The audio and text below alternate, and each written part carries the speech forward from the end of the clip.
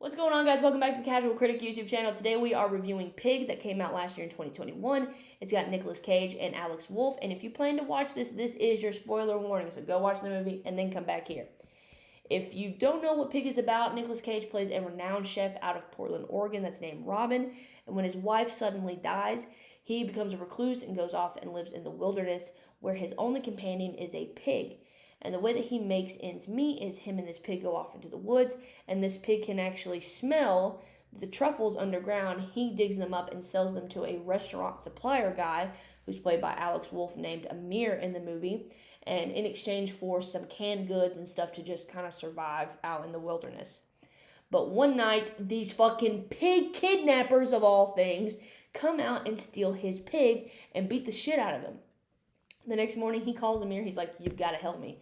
And they end up finding where the kidnappers live at, but they tell him that they've already sold it to some person in the city. So now he has to go back to Portland and kind of, see all these old people who used to love him, knew who he was and respected him. A bunch of people thought he was dead because he just disappeared off the face of the earth.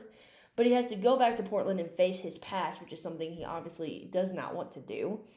And so him and Amir are kind of talking to these people in the industry and seeing if they can find out any information about where the pig might be. And lo and behold, they find out that the person that has it is none other than Amir's own father. Because Amir had told his father about him having this client who sold him truffles and how he had a truffle-smelling pig. And so the dad took it upon himself to go steal the pig for his own. Later on in the movie, Amir tells Robin that when Robin used to have a restaurant there, that his parents, who had a terrible marriage, they were always fighting, always bickering. It was terrible. They went to his restaurant and had a wonderful meal, talked about it a lot for years afterwards. It made them really happy. And so Robin has this idea to cook him the same exact meal that he had when he came to Robin's restaurant. He's going to cook it for the father and serve it to him, and maybe that will bring his emotional walls down a little bit so that maybe he can get his pig back. So that's what they do. They cook the meal, they give it to him, he cries, and then he tells them that unfortunately the kidnappers handled the pig too rough and that the pig passed away. And of course, Robin has a complete breakdown. And that's pretty much where the movie ends. So let's get into the actual review of this movie and what I thought. So the plot is very, very interesting. Yes, it's about a stolen pig, but it's also about a lot more than that. It's very complicated because it gets into Robin's past, his wife, who he used to be, and what exactly led him to go live in the wilderness. And it's also a lot about Amir's family relationships. At one point, he tells Robin that his mom is dead, but she's in a nursing home. I think she's in a I don't know the right word. She's not able to talk to him, and she might be brain dead. But I think Amir's father is kind of letting that go on too long. He doesn't know when to let go. Sorry about that truck that just... Anyway, so he has a very, very complicated family relationship, and it's about that. And he starts to look at Robin as a father figure, and it's kind of cute. There's this one scene where they're cooking the meal that they're going to serve to Amir's father, and Robin is teaching Amir how to cook and what to do, and it's really, really cute. And obviously the scene where Robin finds out that the pig has passed away, that's very intense, very emotional. I shed several tears myself, okay? So the directing is really good. The opening scene is incredible. There's a lot of nature. It's very beautiful. And I looked this guy up who directed it. This is his first major movie. Like, he's not done much of anything else. I think he's done some short films, and that's it. So that's very impressive that he did this with his first movie. And he's also set to direct the next movie in A Quiet Place universe. I looked it up, and it's either supposed to be a spin-off or the third movie in the trilogy. But he's set to direct something in A Quiet Place, and I'm very excited to see that. So as far as the acting, this is my favorite performance by Nick Cage, except in National Treasure, because that movie is a national treasure, okay?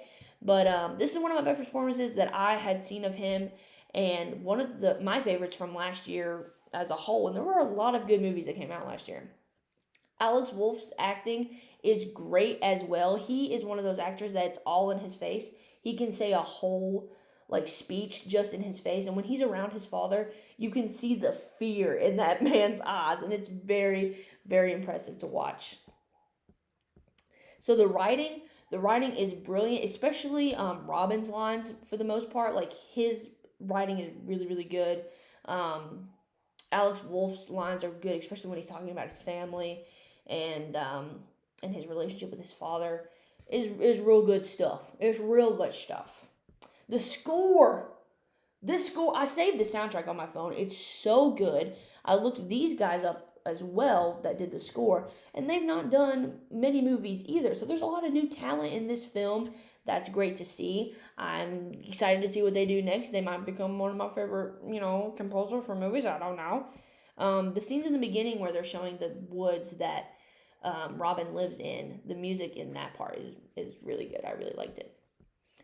And the last thing I wanted to touch on about this movie, it didn't receive any big nominations or wins. It won some like local film festivals in big cities across America kind of awards, but no big nominations. And I think that's shitty. I think it's partly because Nicolas Cage doesn't have the greatest reputation in movies as far as doing good movies, but that doesn't mean that he can't put on a great performance.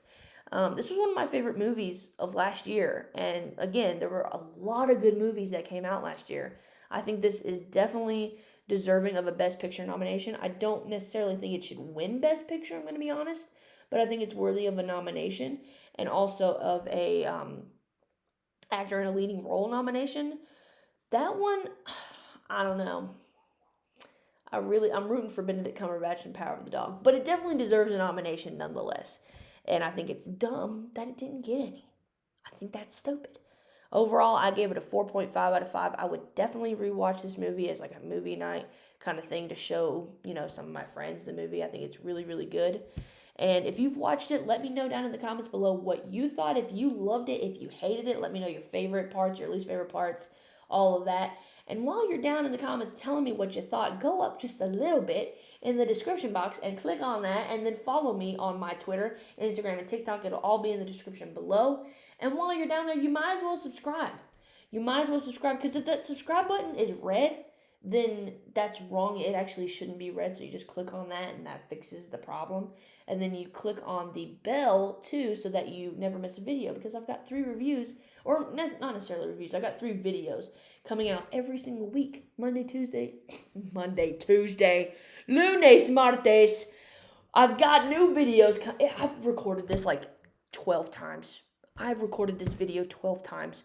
I have new videos coming out Monday, Wednesday, and Friday, and I've also got a podcast called The Casual Critic as well, coming out every single Saturday. That's not going to be about stuff that I talked about on my YouTube channel. So if you like my YouTube channel, but you want more different stuff, then go listen to my podcast. It's a lot of fun. It's chill. So there you go. I think that's my spiel. I'm going to go eat a hamburger. I love you very much. I'll see you in the next video. Hopefully I don't have to record this for the 13th time. Peace.